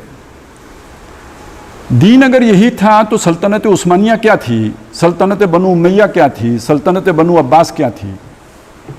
سوچنے کی بات ہے، کیونکہ دنیا تو یہ کہتی ہے کہ وہ بھی امپیریلسٹ پاورز تھی۔ میں نے جہاں بتایا آپ کو کہ خلافت راشدہ کو مانتے ہیں، حضرت عمر کو مانیں گے، عمر لاز کو مانیں گے، آج بھی ہے، لیکن یہ کہ وہ آپ کی سلطنت عثمانیہ کو تو امپیریلسٹ پاور کہیں گے، استبدادی پاور کہیں گے، وہ بنو امیہ کو بھی ایسا ہی سمجھیں گے، بنو عباس کو بھی ایسا ہی سمجھیں گے۔ آپ کلیئر ہو جائیں، آپ کس دین کے سپاہی ہیں؟ آپ کس دین کو اون کریں گے؟ آپ کون سا دین لے کے آئیں گے؟ بنو عباس کا، بنو امیہ کا، سلطنت عثمانیہ والا، یا حضرت عمر والا؟ ایک یہ چیز، اس پر بھی ہم نے غور کرنا ہے، دیکھنا ہے، اس پر بھی گفتگو کریں گے۔ ایک مسئلہ اور ہے، وہ یہ ہے کہ جب ہمیں یہ نہیں معلوم تھا تو ہمیں معلوم کیسے ہوا؟ یہ 20ویں صدی سے پہلے تو کسی کو نہیں معلوم تھا نا۔ اب غامدی صاحب یہ بات کہتے ہیں یہ جو مودودی صاحب نے ساری یہ چیزیں نکالی ہیں، یہ ہماری تاریخ میں تو، روایت میں تو موجود ہی نہیں ہے۔ تو بھائی ہم نے روایت کی تابع داری کرنی ہے یا قرآن کی تابع داری کرنی ہے؟ لیکن یہاں میں اصل میں بات یہ کہہ رہا ہوں کہ جو بات غامدی صاحب کہتے ہیں وہ غلط تو نہیں ہے۔ یہ چیزیں پہلے تو نہیں تھی نا۔ زیادہ سے زیادہ آپ پیچھے جائیں تو شاہ ولی اللہ سے ملیں گی آپ کو، اس کے بعد علامہ اقبال کے یہاں ملے گا، پھر مودودی، ابو الکلام ہیں، مودودی ہیں، ڈاکٹر صاحب ہیں، یہ لوگ ہیں جن کے یہاں آپ کو یہ ملے۔ اس سے پہلے تو نہیں تھا۔ یہ نئی چیز پھر آئی کدھر سے؟ یہ ایک سوال ہے، بہت بڑا سوال ہے۔ کیا ان لوگوں نے یہ خود سے ان کے اندر کوئی موٹیویشن پیدا ہوئی تو انہوں نے ڈھونڈ کے نکالی، یا کوئی زمانے کا دباؤ آیا جس کے رد عمل میں انہیں ڈھونڈنا پڑ گیا؟ یہ دوسرا سوال ہے، اس پر بھی غور کرنے کی ضرورت ہے۔ تیسرا سوال، جب کھود کرید کے نکالا انہوں نے، تو آج کے دور کے لیے زیادہ بہتر رہنمائی کون دے گا؟ وہ کہ جس نے نہ یہ نکالا، جس کو نہ اس کی سوچ تھی، جس کو نہ اس کا خیال تھا، یا وہ کہ جس نے اس کے لیے ساری زندگی لگائی؟ میں یہ اس لیے کہہ رہا ہوں کہ اس وقت دنیا میں دو ماڈل ہیں اسلام کے۔ ایک ماڈل وہ ہے جو اقبال کا ہے، اسی کے شارح ہیں مولانا مودودی، اور اسی کے شارح ہیں ڈاکٹر اسرار احمد۔ ایک ماڈل وہ ہے جو ایران میں آیا، جو سعودی عرب میں پہلے سے تھا، اور جس کا ایک ورژن وہ ہے جو افغانستان میں آیا۔ میں ابھی والے کی نہیں کہہ رہا ہوں، پہلے والے کی کہہ رہا ہوں۔ ابھی والے کا ابھی کوئی ناک نقشہ نکھرا نہیں ہے، ابھی وہ حالت جنین میں ہے۔ جب وہ پوری طرح ظاہر ہو جائے گا تو اس پر کوئی حکم لگائیں گے۔ ابھی والے کی ابھی ہم کوئی بات نہیں کر رہے ہیں، لیکن جو پہلا طالبان کا دور تھا میں اس کی بات کر رہا ہوں، اور اس کے بارے میں عرض یہ کر رہا ہوں کہ ایک ہمارے پاس اسلامی نظام کا ماڈل وہ تھا جو سعودی عرب میں تھا، ایک اسلامی نظام کا ماڈل وہ آیا جو ایران میں تھا یا ہے، اور ایک اسلامی نظام کا ماڈل وہ ہے جو طالبان نے پیش کیا۔ ایک وہابی اسلام، ایک شیعہ اسلام، ایک ذرا دیوبندی اسلام۔ یہ تین ماڈل، ابھی ویسے کثر ہے کہیں بریلوی اسلام بھی آ جائے، لیکن نوعیت تو یہی ہوگی نا۔ یہ ایک ہی ماڈل ہے، وہ کیا ہے اس میں؟ اس میں بنیادی بات یہ ہے کہ عوام کو کل انام سمجھا جاتا ہے، عوام کو کل انام یعنی وہ چوپائے ہیں. یہ سارا اختیار الٹیمیٹلی آپ وزیر اعظم بھی رکھیں، آپ پارلیمنٹ بھی رکھیں، آپ جو کچھ بھی رکھیں، لیکن اس کے اوپر ایک سپریم کونسل ہوگی جو علماء کی ہوگی، جس کے آگے جا کے سارے سرنڈر کریں گے. اور علماء ان کو اپوائنٹمنٹ عوام نے نہیں کی، وہ تو اپنے اس منصب کی وجہ سے اس مقام پر فائز ہیں. یعنی وہ چیز گویا جیسے نسل سے چلی آ رہی ہو ایسے ان کا رائٹ ہے. اب یہ ہمارے جدید جو بھی مجاہدین ہیں، جدید مجاہدین، ان کو یہ نہیں سمجھ آ رہی کہ نو انسانی نے اسی مصیبت سے نجات حاصل کی تھی جسے آپ رینائسنس کہتے ہیں. انسان مڑ کے الٹا کبھی نہیں چلا ہے، جہاں سے اس نے ٹھوکر کھائی ہو واپس ادھر نہیں جاتا ہے، اس سے آگے ہی جاتا ہے. یہ جو پاپائیت تھی جس سے دنیا نے نجات پائی ہے وہ یہی چیز تھی. آپ زیادہ سے زیادہ یہ کہہ سکتے ہیں کہ وہ تو بڑے خبیث لوگ تھے اور ہمارے لوگ بڑے متقی ہیں. بھائی ٹھیک ہے، لیکن متقی بندہ خبیث بن جائے تو ٹھیک کیسے کریں گے؟ انہیں بائی برتھ اس پوزیشن پہ آنے کا حق کیسے مل گیا؟ کون سی آیت سے مل گیا؟ کہاں سے مل گیا؟ قرآن مجید نے کہا امرکم ہے. قرآن نے تمہیں کہا کہ یامرکم ان تؤدوا الامانات الی اہلھا. یہ تم نے ایک طبقے کو یہ حق کیسے دے دیا؟ لہٰذا یہ تینوں ماڈل جو ہیں یہ در حقیقت زمانہ قدیم کی نمائندگی تو تک کرتے ہیں، یعنی ہمارے قریب کے زمانہ قدیم کی. یہ محمد الرسول اللہ صلی اللہ علیہ وسلم کے ماڈل کی جو ہے وہ ترجمانی تو نہیں کرتے، نہ آج کے تقاضوں پر پورے اترتے ہیں. انسانیت اس سے بغاوت کر چکی ہے. اسی وجہ سے نہ سعودی اسلام دنیا میں پھیل سکا، نہ ایرانی ماڈل کو کوئی اڈاپٹ کر سکتا. ایون شام والے بھی نہیں کر سکے جو سارے کے سارے خود بھی اہل تشیع تھے، وہ نہیں کر سکے. ابھی عراق پر ان کا جو ہے وہ تسلط ہو گیا تو ایرانی ماڈل وہاں پہ بھی نہیں آ سکا. تو یہ تو فیلیور ہے اس ماڈل کا. آگے چلیے افغانستان، وہ ایک دفعہ تو ختم ہو چکا. کیوں ختم ہوا؟ پھر دوسری دفعہ آیا بہتر ہوگا تو سروائیو کرے گا. Survival of the fittest. بہتر ہوگا تو سروائیو کرے گا، اگر اسی طرح کا ہوا پھر ختم ہوگا، نہیں چلے گا. اقبال، علامہ اقبال کے بیٹے ڈاکٹر جاوید اقبال، یہ گئے تھے جب ایران سے یہ جو ریاستیں آزاد ہوئی ہیں نا، جو ترکمنستان اور آذربائیجان اور یہ وہ جو سارے جو جہاں مسلمان اکثریت میں، ان علاقوں کے دورے پہ علامہ اقبال اس علاقے میں بڑے معروف ہیں چونکہ یہاں پہ فارسی بولی اور سمجھی جاتی ہے، اور علامہ اقبال کا جو یہ کلام فارسی میں ہے وہ وہاں پڑھا جاتا ہے. تو وہ اقبال کے بڑے دل دادا ہیں، تو اس وجہ سے انہوں نے ان کے بیٹے کو بلایا تھا. یہ نہیں جانتے تھے کہ بیٹے کے خیالات کیا ہیں، لیکن یہ بہرحال انہوں نے واپس آ کے جو بات کہی تھی وہ میں کہ وہاں بعض جو حکمران لوگ تھے انہوں نے یہ بات کہی کہ دیکھیں ہمارا سب سے بڑا مسئلہ یہ، ہم آزاد ہو گئے ہیں لیکن ہمارے سامنے کوئی ایسا کامل ماڈل نہیں ہے جسے ہم اڈاپٹ کریں. ایرانی ماڈل اور سعودی ماڈل، اس وقت ابھی طالبان نہیں آئے تھے، ایرانی ماڈل اور سعودی ماڈل ہمارے لیے قابل قبول نہیں ہے. اب یہاں پہ نوٹ کیجئے پاکستان کیوں بنایا تھا. پاکستان اس لیے بنایا تھا، ذرا سنیے اقبال کیا کہتے ہیں کہ اگر یہ خطہ آزاد ہو گیا، مجھے ڈسٹنی نظر آتی ہے ہو جائے گا، لیکن اگر آزاد ہو جاتا ہے تو ہمیں موقع مل جائے گا کہ عرب امپیریلزم کے دور میں اسلام کے چہرے پر جو داغ و دبے پڑ گئے تھے انہیں ہٹا کر اصل اسلام کی تصویر دنیا کو دکھا سکے. اس کے اندر وہ میرے پہلے 2 سوالوں کا جواب آ گیا ہے کہ آپ نے کون سے اسلام کی بات کرنی ہے، عثمانیہ والوں کا، امیہ والوں کا، عباس والوں کا نہیں. یہ تو اس کو وہ امپیریلزم کہہ رہے ہیں. عرب امپیریلزم کے دور میں اسلام کے چہرے پر جو داغ و دبے پڑ گئے، اسلام بدنام کیا انہوں نے. آج دنیا اگر اسلام سے بھاگتی ہے تو ان کے ادوار کو سامنے رکھ کر بھاگتی ہے. اصل اسلام محمد الرسول اللہ والذین معہ کے دور کا تھا، علی منہاج النبوۃ. اس کو دوبارہ دنیا کو دکھانے کے قابل ہو جائیں گے. اور قائد اعظم نے اس بات کو ذرا اور کھول کے بیان کیا تھا کہ ہم پاکستان اس لیے حاصل کرنا چاہتے ہیں تاکہ دنیا کو اسلام کے اصول حریت، اخوت و مساوات کا نمونہ بنا کے دکھا سکے. یعنی ڈیموکریسی میں بھی کوئی اصول حریت ہیں، اخوت ہیں، مساوات ہیں. کمیونزم میں بھی کچھ ہے مساوات کا چکر، ہمارے پاس بھی ہے جو محمد الرسول اللہ نے دیا ہے. حریت کا تصور ہے، اخوت کا تصور ہے، مساوات کا تصور ہے. وہ ہم یہ ملک حاصل کر کے تو اس کا ایک ماڈل بنا کے آپ کو دکھائیں گے. یہ تھی جدید اسلامی ریاست کا تصور. اور وہ علامہ اقبال پتہ ہے اس دور میں یہ بات کہہ کے گئے تھے، اب قانون سازی، اب اجتہاد پارلیمنٹ کے تھرو ہوگا. جو میں نے آپ کے سامنے ساری بات رکھی یہ ایک بالکل الگ تصور ہے، بالکل نیا تصور ہے. اور اب یہ بات آپ کے سامنے کھل گئی کہ علامہ اقبال نے یہ تصور اور ان کے جو شارحین ہیں انہوں نے یہ تصور کہاں سے سیکھا. عدل کی بات کر دوں، جب مغرب میں اصول حریت و اخوت و مساوات کا ڈنکا بجا تو ہمیں خیال آیا کہ ہمارے بھی کوئی اصول حریت و اخوت و مساوات ہیں.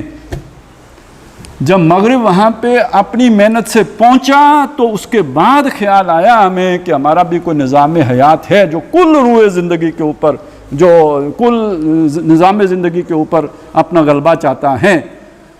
وگرنہ بادشاہوں کے دور میں خیر ہما شما تو کیا بات کرتے. ایک روایت ہے بخاری شریف میں موجود ہے، حضرت ابو ہریرہ رضی اللہ تعالیٰ عنہ راوی ہیں، فرماتے ہیں کہ مجھے اللہ کے نبی سے علم کے 2 برتن ملے، ایک کو میں نے خوب عام کیا، دوسرے کا منہ ہی نہیں کھولا. کسی نے پوچھا جناب حضرت وہ اس کا منہ کیوں نہیں کھولا؟ فرمایا منہ سے کچھ نہیں کہا. ہم نے تو اتنی جو ہے نا وہ آزادی دی ہوئی تھی اپنے ادوار میں، نواسہ رسول نہیں بچے تو مجھے بتائیں اور کوئی بچتا؟ تو اتنا احسان مغرب کا مان لیجئے کہ یہ آپ کو بھولا ہوا سبق آپ کو مغرب نے یاد کرایا، یہ آپ کو خود سے یاد نہیں آیا. اور جن کو یاد آیا انہوں نے اعتراف کیا کہ یہ بھائی ہم نے ادھر سے سمجھ آئی ہے.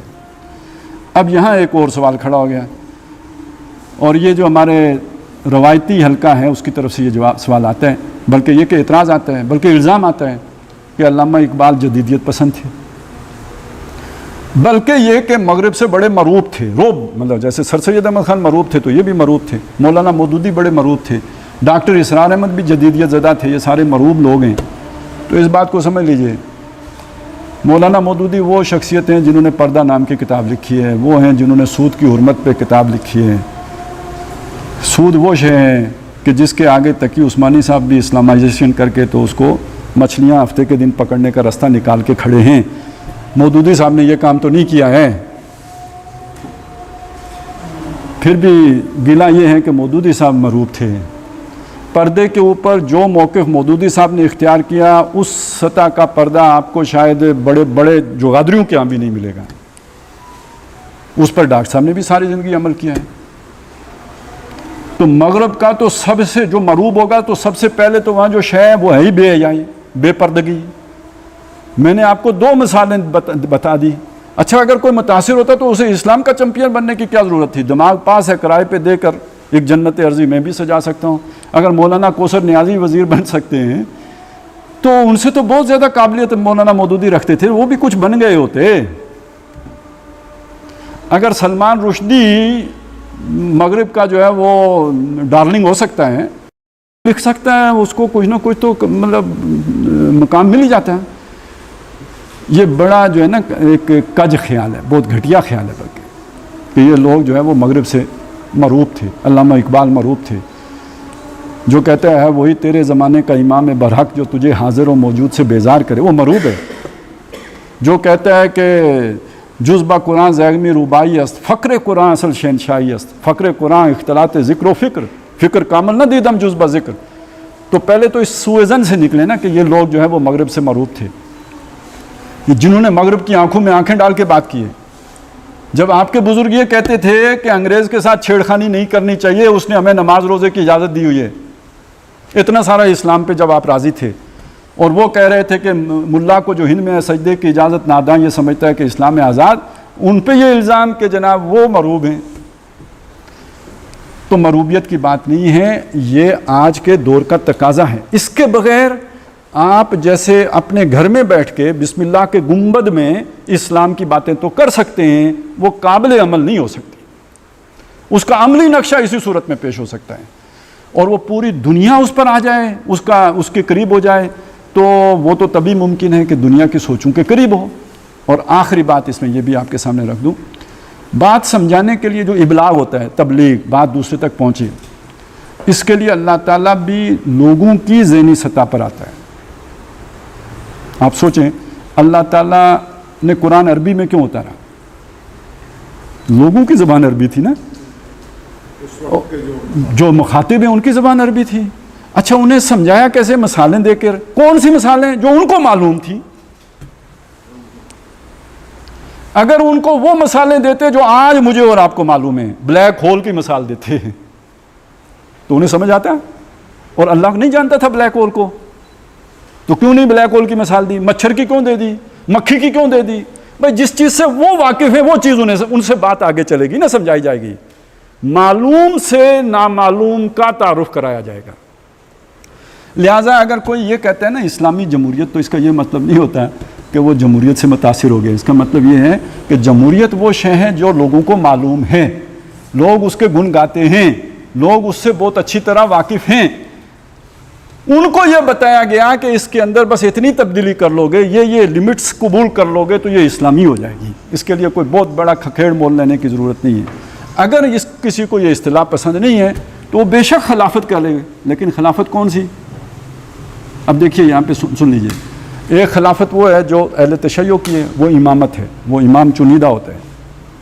12 امام اپوائنٹڈ بائی گاڈ، پتہ ہے آپ کو؟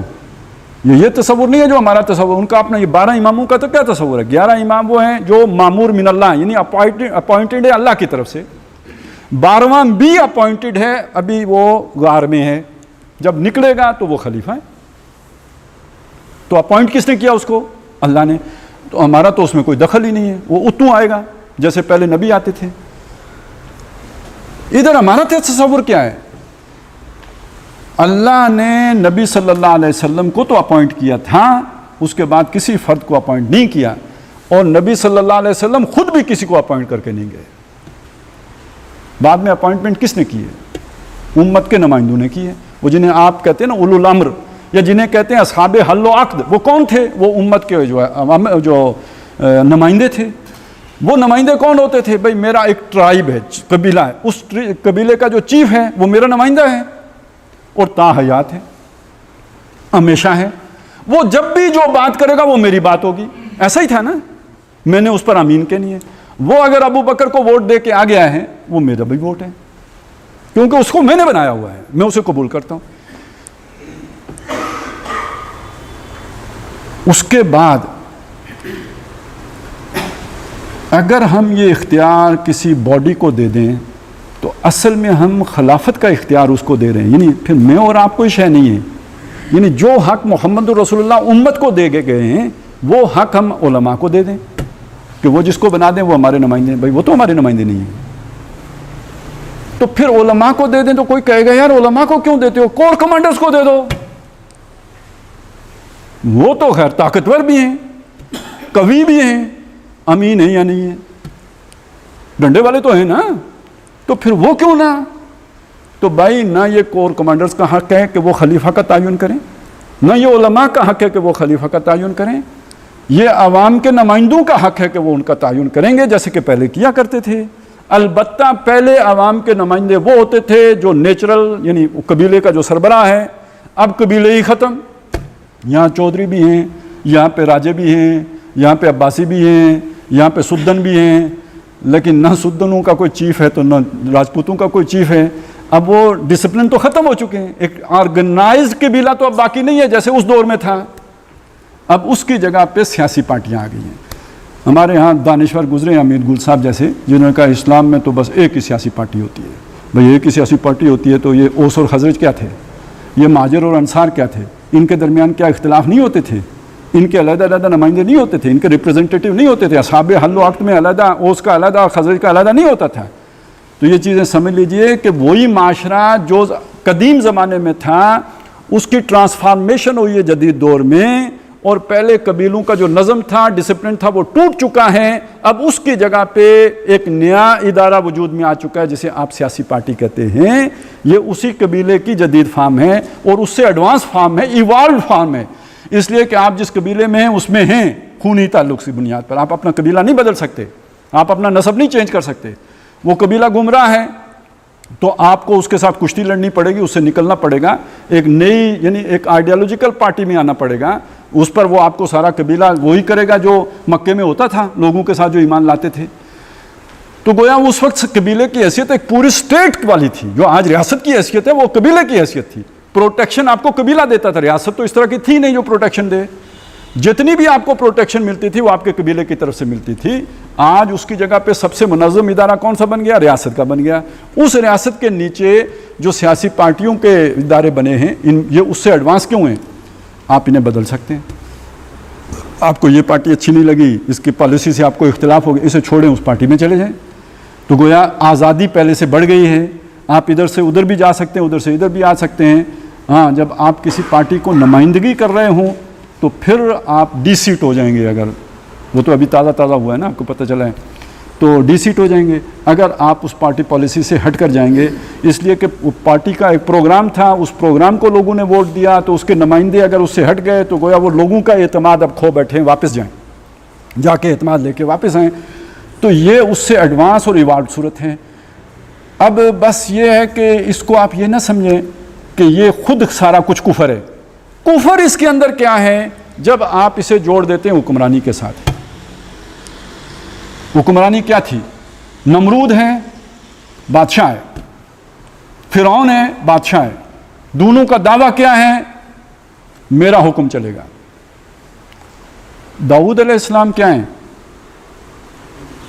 آپ اگر دنیا کے اعتبار سے دیکھیں بادشاہ ہیں. سلیمان علیہ السلام کیا ہیں؟ بادشاہ ہیں. کیا فرق ہے ان میں ان کے مقابلے میں؟ یہ کہتے ہیں حکم اللہ کا چلے گا. باقی اگر آپ سسٹم کو دیکھیں تو ایک جیسا، دربار ان کا، دربار اس کا، ان کے بھی درباری ان کے بھی درباری، ان کے پاس بھی وہی اتھارٹی جو اس کے پاس اتھارٹی ہے. فرق کیا ہوا؟ وہ کہتا ہے میرا حکم چلے گا، انا ربکم الاعلی.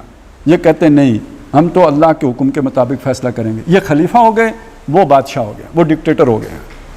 اسی کو لے کے آ جائیں. اب دور ہو گیا جمہوری، بادشاہ ختم.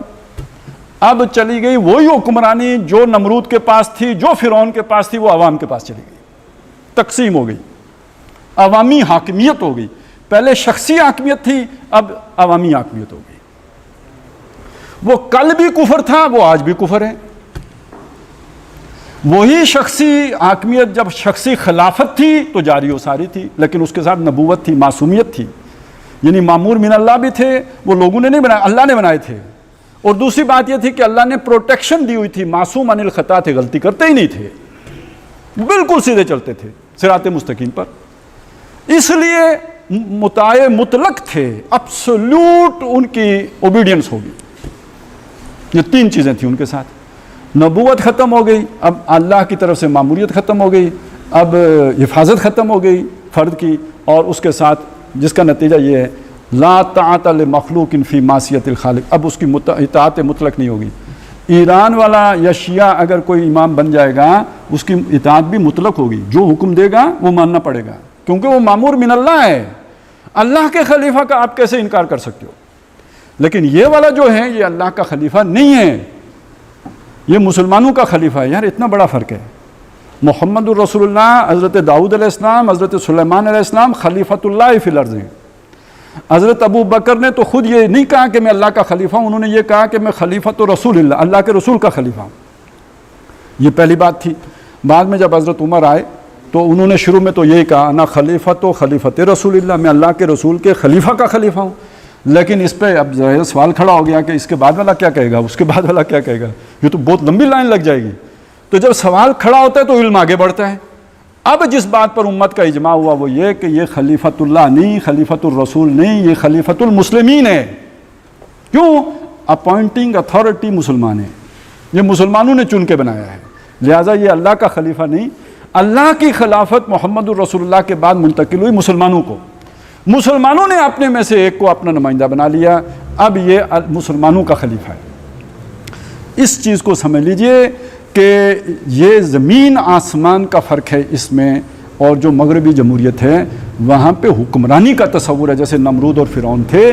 یہاں پہ وائسرنسی کا تصور ہے کہ سارے انسان مل کے بھی قرآن و سنت کے خلاف کوئی قانون نہیں بنا سکتے. بہت بڑا فرق ہے. لیکن عملاً کتنا بڑا فرق ہے کہ اگر آپ اس طرح سمجھائیں گے، مطلب بہت سے لوگ ہیں جو دین کو ایز اے نظام نہیں مانتے لیکن نمازیں پڑھتے ہیں.